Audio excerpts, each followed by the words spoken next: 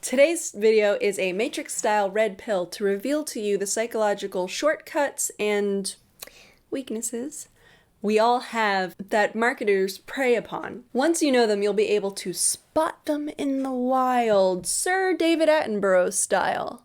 So you don't fall for them. You'll spend less. The items you do buy are more likely to be worth the cost you pay for them, and they'll be stuff you actually want. Not just stuff marketers convince you to buy. My name is Kate Moody. You can call me Ms. Moody. I am your money librarian, here to help you outsmart your money. So click that little subscribe button. Get all my librarian-approved tips and tricks and book reviews to help you save more money, enjoy your life more, and reduce financial stress. It is inevitable for marketing tricks to work on all of us. Ooh, that's gonna make me sexy like Beyonce? I'll buy that. This is gonna make my food good enough to serve to Martha Stewart? I'll take 2. This is gonna keep my cat from hogging the bed all night? No, thank you. Because there are legions of researchers, advertisers, graphic designers, copywriters, marketers, blah, blah, blah, blah, blah, blah, blah, whose job it is to separate you from your money. This causes us to waste our money on frivolous things or buy items that cost way more than they're actually worth. And we feel like there's never enough money because we're wasting our money on all this other stuff. And worse, it contributes to this really terrible cycle of consumerism and waste and carbon dioxide because of all the stuff being made that we don't want to buy, and then climate change, and there's plastic in the ocean, and then you've got a cute little turtle with a straw up its nose. Bad news bears. We can't guard against all of their tricks. I told you there are legions of these people, and that's their job. That's okay. The god Odin was tricked by Loki more than once. And he's the god of wisdom. I mean, Thor, like we expect that from Thor because he's pretty, but he ain't that bright. If I mention something and you say, oh my god, I've fallen for that. Yeah, you're a person who buys things. Thus, you have fallen for one of these things I'm about to go over. Have you ever noticed that maybe you're out buying one thing or another? Let's say it's shoes, and you see a pair and you're like, oh, those shoes are great, they're perfect, and oh my god, they're $400.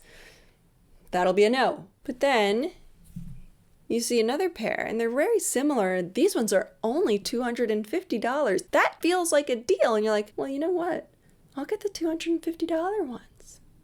But it's not a deal. They're still $250, which is more than you had intended on spending when you left. This is called anchoring. Stores set your expectations of what the price is, and then show you something lower, so you think you're getting a deal. Just last week, I was on Amazon buying some reusable storage bags. Normally $36, but on sale for $19. And I was like, I know what you're trying to do. Of course, you're trying to make me think that these are worth $36, but I can get them for $19. I know. I've looked at all of the other ones. That's about the cost. So that's fine. Okay, great. I'm willing to pay $19. I feel like they're worth $19. But don't tell me that people normally spend $36 for them, because I think you're lying. How to fight against this. When you're shopping, recognize your cost expectations are being set for you. Don't let them do that, right? If you think, wow, this is similar, but it's so much better priced. Ha! That's anchoring. Before you go shopping, figure out what your price range is, what you think a reasonable price is. And maybe you need to do a bit of research, but hey, you know what? The internet exists. It'll take you 2 minutes. Number 2, and this one I believe the kids these days call it FOMO, or at least it's a variation on FOMO, fear of missing out. Businesses create scarcity. Hurry, limited time only 4 in stock, whatever. That is creating scarcity. There's something called loss aversion in behavioral economics or psychology, whatever. Researchers came up with it. Basically, it means we hate the feeling of losing something more than we enjoy the pleasure of getting an equivalent item. Normally, when we shop, it's that we hate parting with our money. But marketers have managed to flip this on their head when they create scarcity.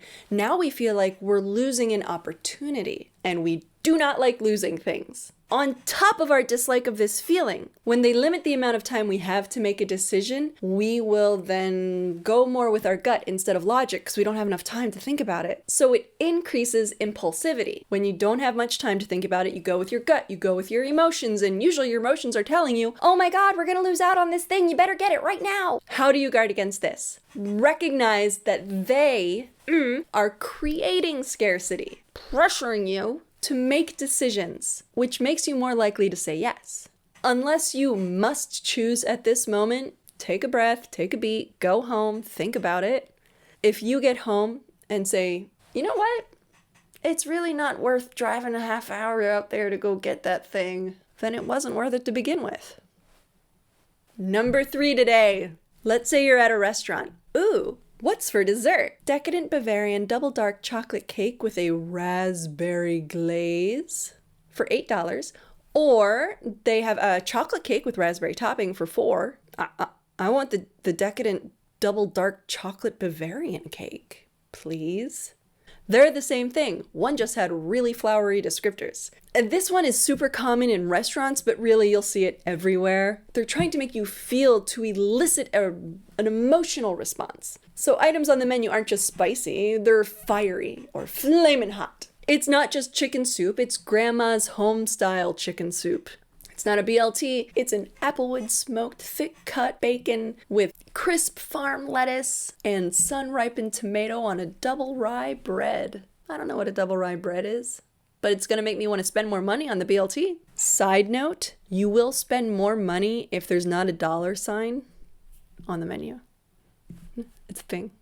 You'll also see it on clothes though, and I think the J. Peterman catalog may be like the king of flowery descriptions on clothes. If you've never looked through the J. Peterman catalog, it's incredible. I found a cute sweater set. It's just a little cardigan with a little tank top thing made out of sweater material. I'm just gonna read for you like the first few lines of the description. Cannes, 1926. The match of the century. Little Miss Pokerface Helen Willis versus the free-spirited and air-defining and brandy-guzzling Susan Lenglin. Is that the Duke of Westminster? Prince George of Greece? The Maharaja? Spectators who couldn't afford the high price of admission took to nearby rooftops to witness history. That's just the first few lines! It's a cute sweater set, sure. What on earth? It's super cute, but expensive. So J. Peterman, you know what? You ever want somebody to like show off your clothes on YouTube? Call me. To guard against this, note when descriptions are just overly flowery and boil it down to its bare basics, right? The description of a BLT I mentioned, it's a BLT, cool. They're trying to elicit an emotional response rather than just give you a simple description. Define it yourself. It's a chocolate cake with raspberry topping. Yummy. So those are my top 3 psychological shortcuts and weaknesses we all have that marketers prey on. Your next steps. Keep an eye out for these manipulations. The first price you see is going to set your expectations for how much an item should cost. Limited time only, limited stock, makes it harder for you to make a rational decision. 3, beware flowery descriptors designed to elicit an emotional response. You'll pay more because it sounds fancier. I hope you enjoyed this video. Thank you so much for watching. Remember to like and subscribe to get my librarian approved tips. Thanks. Cheers, guys.